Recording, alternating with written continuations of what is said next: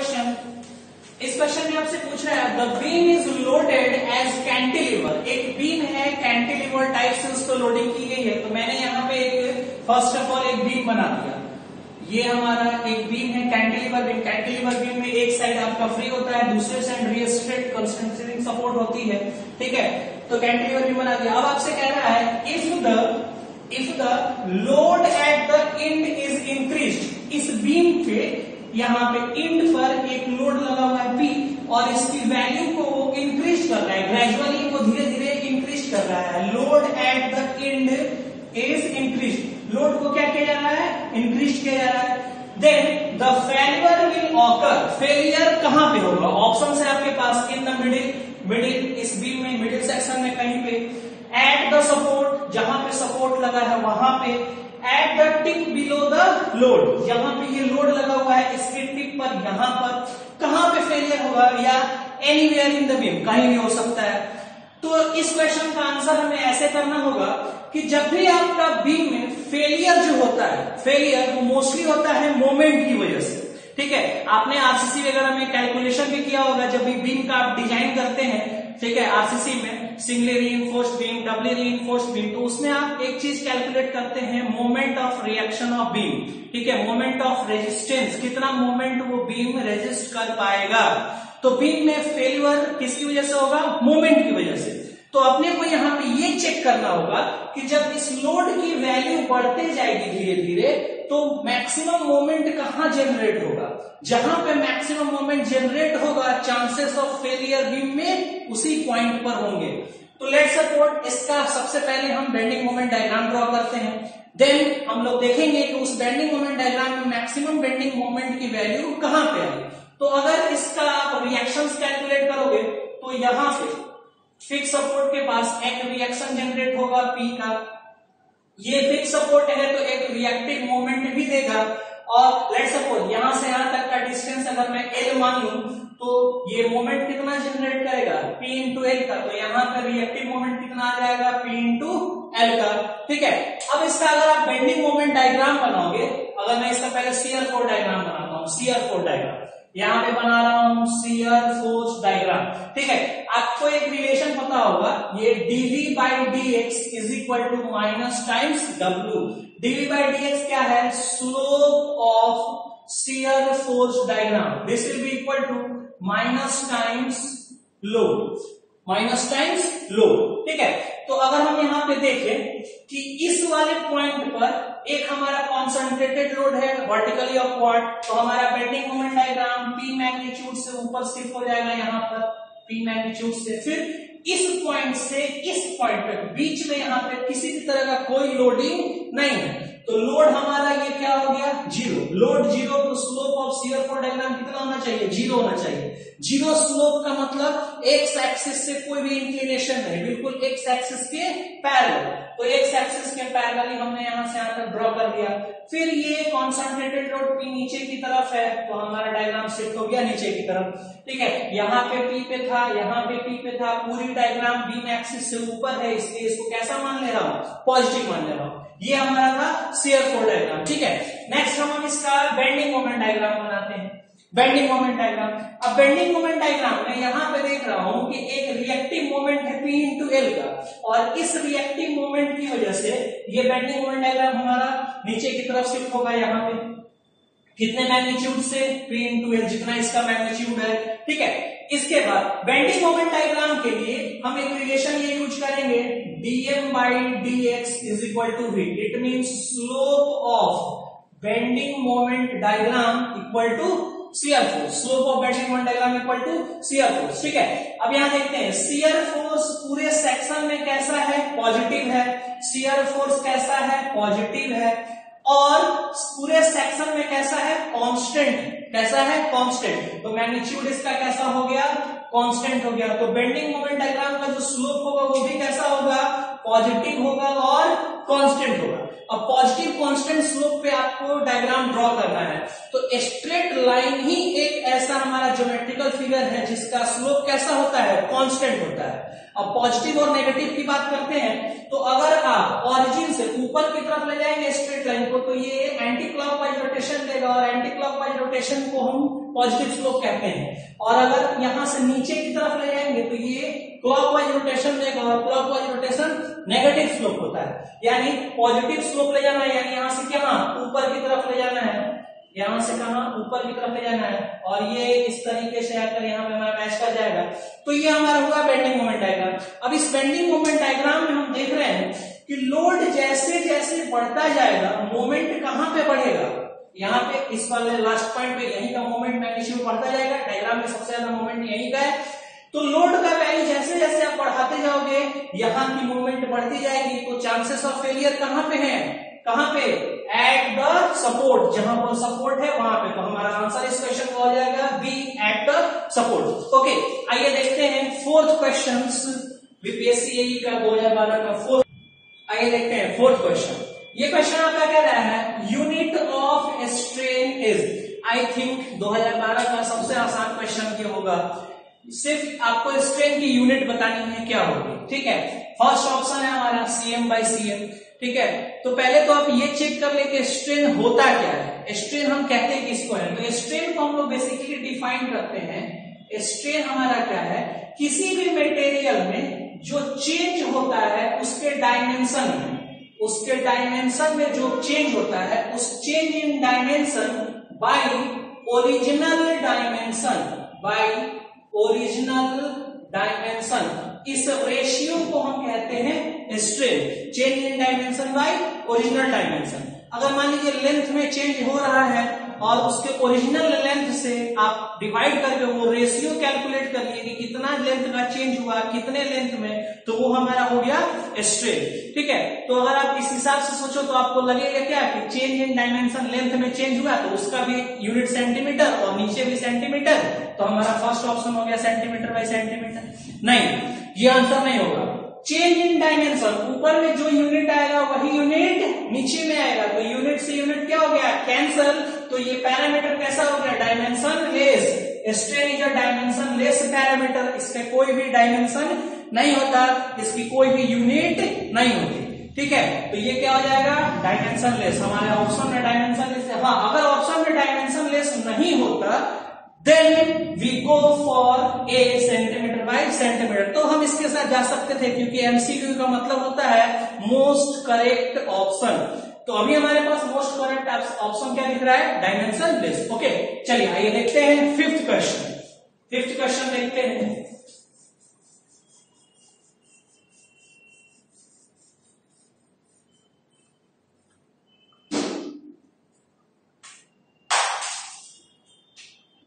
आइए देखते हैं फिफ्थ क्वेश्चन। इस क्वेश्चन में आपसे पूछा जा रहा है द इक्विवेलेंट लेंथ। ठीक है, इक्विवेलेंट लेंथ आपसे पूछी जा रही है, equivalent length of a column supported formally at one end, एक एंड पे फॉर्मली सपोर्टेड है, and free at the other end, दूसरा एंड हमारा क्या है, फ्री है।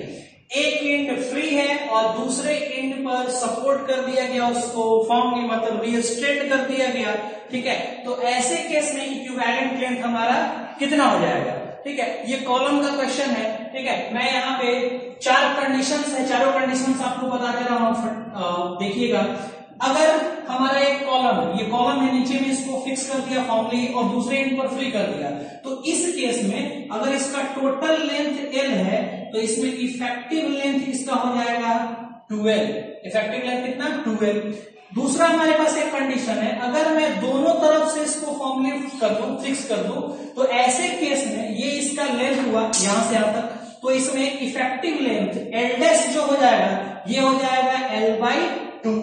ठीक है, अगर एक तरफ मैं फिक्स कर दूं और दूसरी तरफ इसको हिंज कर दूं, तो इसमें आपका L' ये हो जाएगा L/√2, L/√2। और अगर मैं दोनों तरफ हिंज कर दूं, दोनों तरफ ही हिंज कर दूं, तो इसमें आपका जो इफेक्टिव लेंथ L' है वो L के इक्वल हो जाएगा। ये कॉलम का केस है, आप कॉलम में इफेक्टिव लेंथ वगैरह कैलकुलेट करते हो स्लेंडरनेस रेशियो के हेल्प से। ठीक है, तो वहां का ये क्वेश्चन है। तो इस क्वेश्चन में आपसे पूछा जा रहा था इक्विवेलेंट इक्विवेलेंट लेंथ कितना होगा जब एक एंड को फिक्स कर दिया गया और दूसरा क्या है, फ्री है। इन वर्ड्स पे देखिएगा, एक फ्री है और दूसरा फिक्स है। तो एक फ्री, यहां पे फ्री है, ये फ्री और ये वाला क्या है, फिक्स है। तो इस केस में इफेक्टिव लेंथ कितना हो जाएगा, 2L। तो हमारा आंसर कौन सा हो जाएगा, 2L। ओके, चलिए आइए देखते हैं नेक्स्ट क्वेश्चन।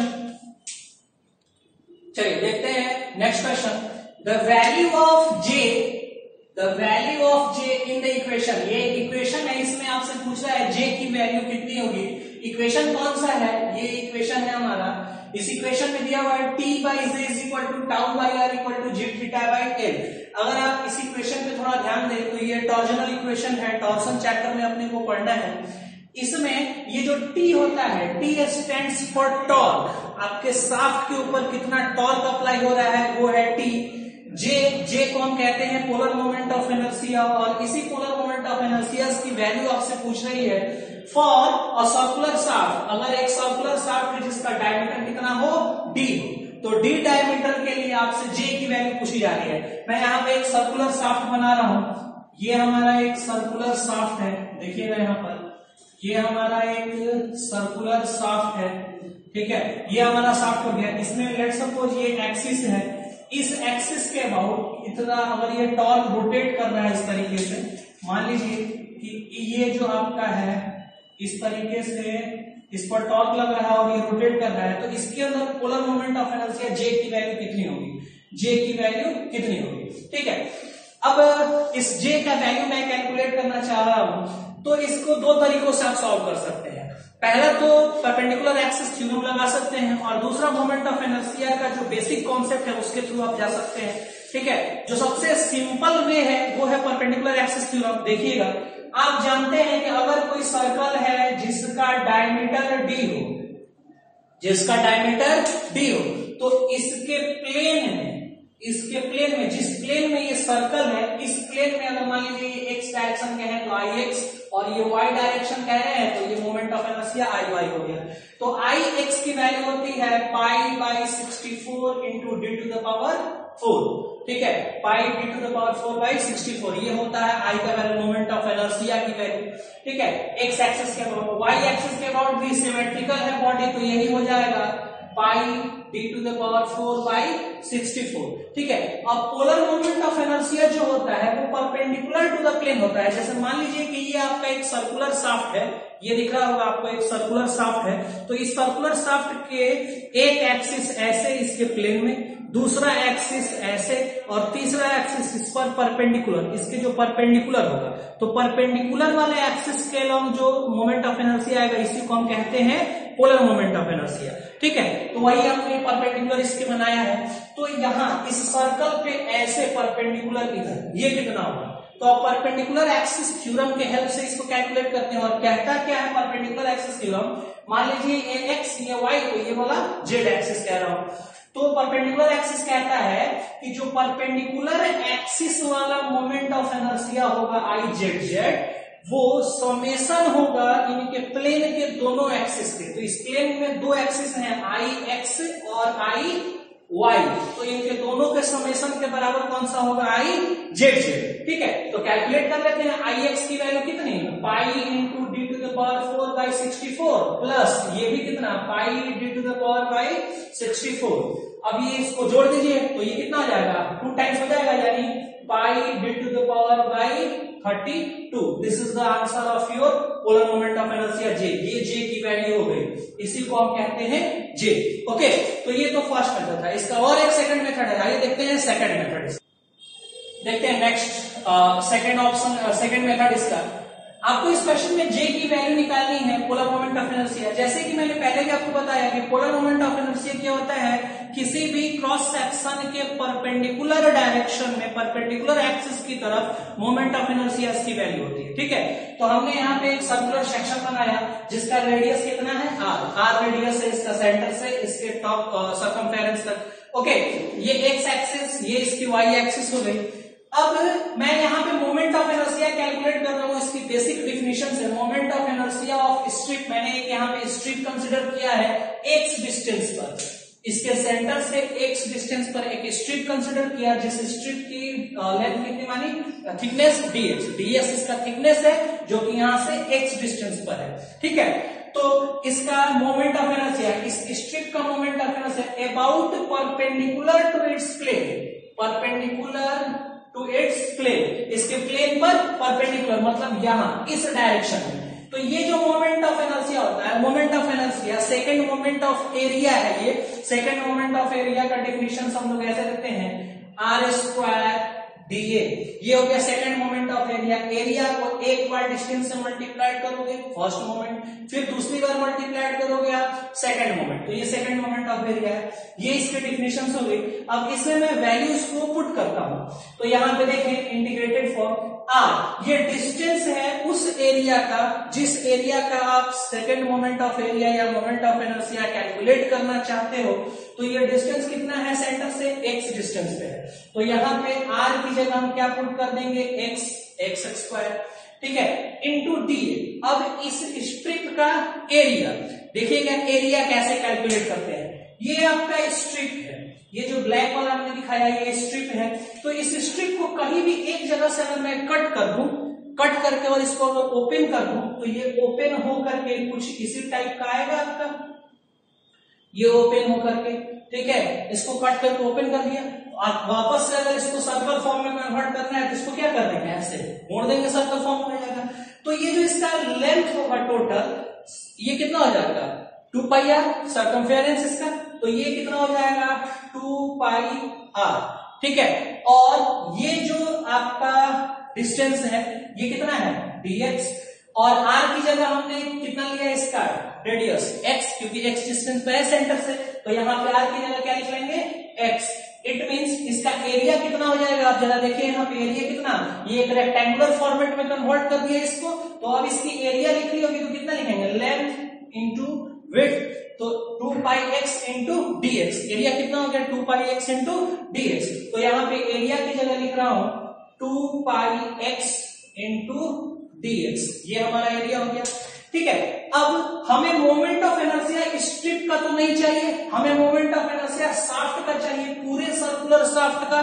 तो इसको इंटीग्रेट कर देंगे, कहां से कहां, तो x का लोअर लिमिट कितना पुट कर दे 0, तो कहां पे आ जाएंगे सेंटर पे, और x का अपर लिमिट कितना है मैक्सिमम r पुट कर देंगे, तो पूरा कंसीडर ये हो जाएगा, सारे पूरे सर्कुलर शाफ्ट के लिए हमारा कैलकुलेट हो जाएगा।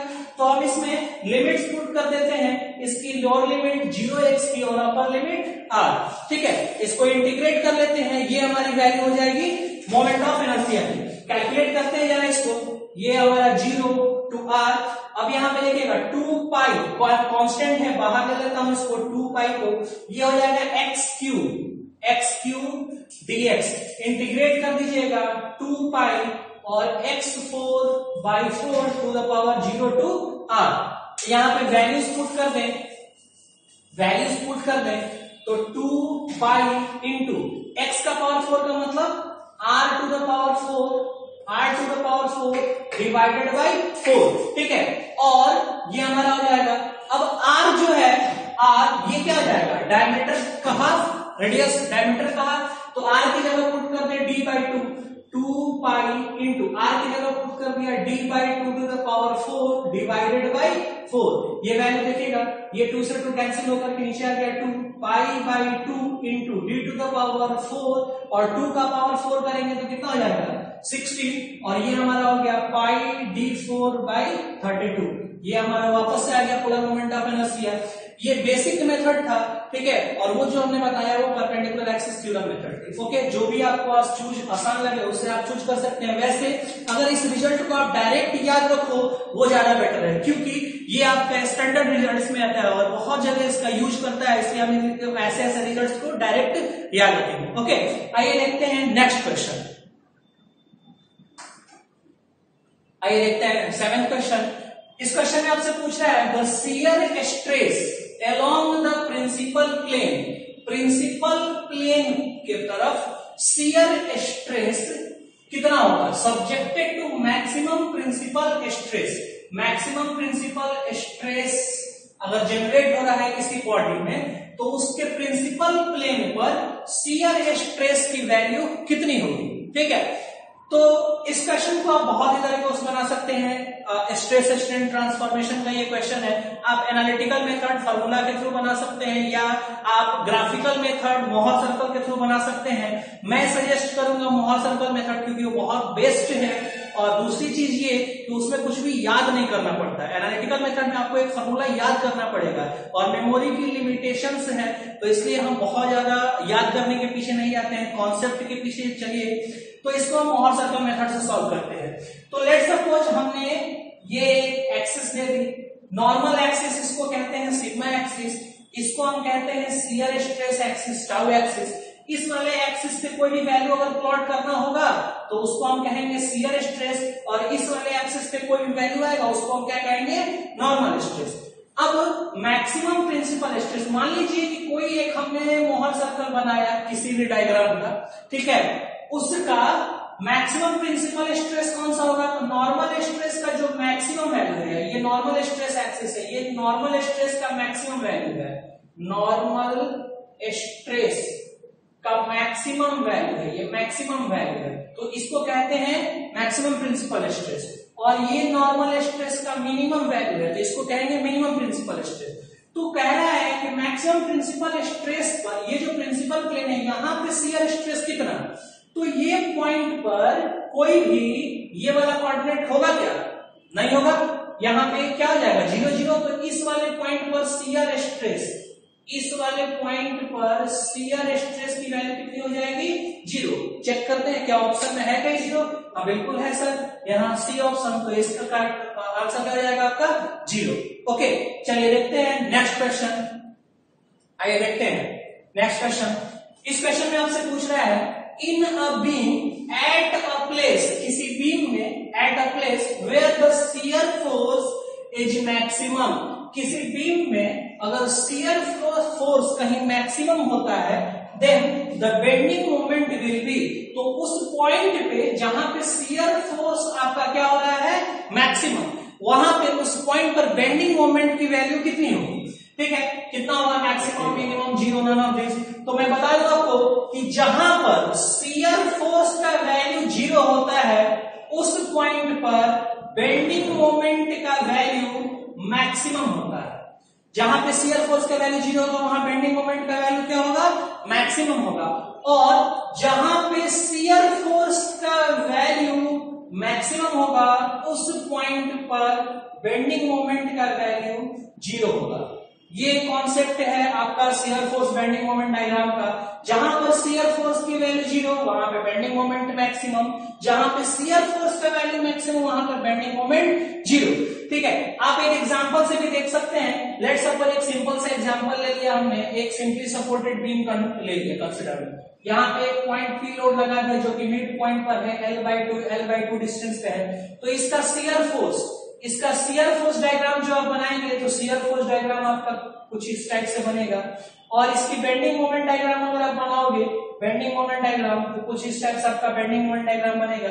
अब ये वाला पॉइंट पर टिप ऑफ लोड के नीचे यहाँ पर शियर फोर्स की वैल्यू अनडिफाइंड है या फिर आप 0 कह सकते हैं, ठीक है, अनडिफाइंड है। तो यहाँ पर आपका बेंडिंग मोमेंट क्या हो गया, मैक्सिमम। ठीक है, यहाँ पर बेंडिंग मोमेंट क्या हो गया, मैक्सिमम। तो शियर फोर्स का वैल्यू जहां मैक्सिमम है, यहाँ देखिए शियर फोर्स का वैल्यू मैक्सिमम है, तो इस पॉइंट पर बेंडिंग मोमेंट की वैल्यू कितनी होगी, 0। वैसे भी आप जानते हैं कि हिंज सपोर्ट और रोलर सपोर्ट पे कोई भी मोमेंट नहीं होता, तो इन दोनों पॉइंट पर मोमेंट क्या हो गया, 0। तो जहां शियर फोर्स मैक्सिमम वहां पर बेंडिंग मोमेंट 0। ओके, या इस कॉन्सेप्ट को याद रख सकते हैं कि जहां पे शियर फोर्स 0 वहां बेंडिंग मोमेंट मैक्सिमम, या शियर फोर्स जहां मैक्सिमम वहां पर बेंडिंग मोमेंट 0। तो हमें से पूछा क्या गया, ये वाला कंडीशन आपसे भी पूछा गया है कि शियर फोर्स मैक्सिमम होगा तो उस केस में बेंडिंग मोमेंट की वैल्यू क्या होगी। तो हमारा आंसर कौन सा हो जाएगा इसमें, शियर फोर्स मैक्सिमम है तो बेंडिंग मोमेंट का वैल्यू 0। ओके, चलिए देखते हैं लास्ट क्वेश्चन 2012 का। आइए देखते हैं last question. This is the last question of 2012 BPSC के सॉन्ग का ये लास्ट क्वेश्चन है। देखते हैं ऑब्जेक्टिव क्वेश्चन ये सारे सॉल्व कर रहा था मैं। Compressive strength of cast iron, ये आपका एक मटेरियल कास्ट आयरन, इस मटेरियल का पूछ रहा है आपसे compressive strength as compare to tensile strength. इस मटेरियल का कॉम्प्रेसिव स्ट्रेंथ क्या होगा compare to tensile strength. Compressive strength ज्यादा होगा कम होगा, सेम होगा, या आप कोई भी कमेंट नहीं करना है, नॉन ऑफ दिस। ठीक है, तो मैं अगर बात करूं इस मटेरियल की, कास्ट आयरन का, ठीक है, कास्ट आयरन का, तो इस मटेरियल का कॉम्प्रेसिव स्ट्रेंथ, ये जो कॉम्प्रेसिव स्ट्रेंथ है ये ग्रेटर होता है इसके टेंसाइल स्ट्रेंथ से, इसके टेंसाइल स्ट्रेंथ से। ठीक है, कास्ट आयरन का कॉम्प्रेसिव स्ट्रेंथ क्या होता है, ज्यादा होता है टेंसाइल स्ट्रेंथ है। तो इस क्वेश्चन का आंसर हमारा क्या हो जाएगा, मोर। ठीक है, बट आपको यहाँ पे मैं एक और चीज बताना चाहूंगा, अगर इसी क्वेश्चन में यहाँ पे ये पूछ लेता आपने से कि व्हाइट कास्ट आयरन, इसके बारे में जरा बताइए। व्हाइट कास्ट आयरन, ये कास्ट आयरन दो तरह का होता है, एक नॉर्मल कास्ट आयरन जिसकी कॉम्प्रेसिव स्ट्रेंथ बहुत ज्यादा होती है compare to its tensile strength, लेकिन इसी मटेरियल की जगह ये पूछ लेता व्हाइट कास्ट आयरन, ठीक है, तो व्हाइट कास्ट आयरन में उल्टा होता है, टेंसाइल स्ट्रेंथ इसका मोर बेटर होता है इससे कॉम्प्रेसिव स्ट्रेंथ से। तो अगर यहाँ पे व्हाइट कास्ट आयरन होता तो कॉम्प्रेसिव स्ट्रेंथ वीक हो जाता है इसके टेंसाइल स्ट्रेंथ से, बट अगर सिंपल कास्ट आयरन है तो इसका कॉम्प्रेसिव स्ट्रेंथ टेंसाइल से ज्यादा होगा। तो इस क्वेश्चन में अपने से कास्ट आयरन पूछा गया, तो इसलिए इसका आंसर हो जाएगा compressive strength is more compare to tensile strength. Clear है? आप देख रहे हैं जो भी क्वेश्चंस हमने यहाँ पे डिस्कस किए, इसमें मोस्टली क्वेश्चंस जो आपका फोकस किया गया है वो मटेरियल के कॉन्सेप्ट से कि मटेरियल कैसा होना चाहिए। पहले क्वेश्चन से हमने इलास्टिसिटी, डक्टिलिटी, प्लास्टिसिटी, मैलेबिलिटी, ये सारा चीज क्लियर किया आपको। ठीक है, अभी भी आप क्वेश्चन देख रहे हैं कि मटेरियल से ही पूछा गया कॉम्प्रेसिव स्ट्रेंथ किसका ज्यादा होगा, किसका कम होगा। तो अगर मैं आपको बात करूं स्ट्रेंथ ऑफ मटेरियल में, तो आप बहुत ज्यादा जो गेट का सिलेबस है उतना ज्यादा आपको डीपली पढ़ने की जरूरत नहीं है बीपीएससी के लिए। आप ईएस के ऑब्जेक्टिव पॉइंट ऑफ व्यू से इसको स्टडी कर सकते हो, ईएस के क्वेश्चंस को आप फॉलो अप कर सकते हैं। ठीक है, वैसे आईफा इंजीनियर्स रीजन में पटना सेंटर पे आपका टेस्ट बीपीएससी का चल रहा है, आप यहाँ पे आकर के टेस्ट वगैरह भी देख सकते हैं। ठीक है, कल से आपका टेस्ट सीरीज स्टार्ट होने वाला है, सोम का, कल आपका टेस्ट है बीपीएससी में सोम का, तो आप सोम का टेस्ट दे करके देख सकते हैं। वहां पे हम लोगों ने जो क्वेश्चन सेट करके रखे हैं वो इक्विवेलेंट लेवल ऑफ बीपीएससी, ठीक है, जो कि चांसेस भी है कि बीपीएससी में उसी तरह का क्वेश्चन पूछने जाने का। तो आपको अगर पढ़ना है सोम में तो बहुत ज्यादा डिटेल में नहीं जाना है, आपको फोकस करना है stress strain, simple stress strain, law of stress, stress transformation, materials, energy. ठीक है, ये आपका बेसिक कॉन्सेप्ट ऑफ सोम है। इन्हीं सब चीजों पे आपको फोकस करना है, और फिर इसके बाद अगर आप और आगे की तरफ पढ़ना चाहें तो deflection of beam, theory of failure, वो टॉपिक थोड़ा सा इंपॉर्टेंट हो जाता है क्योंकि वहां से भी क्वेश्चन है। ठीक है, तो ये आपके इंपॉर्टेंट टॉपिक थे स्ट्रेंथ ऑफ मटेरियल के।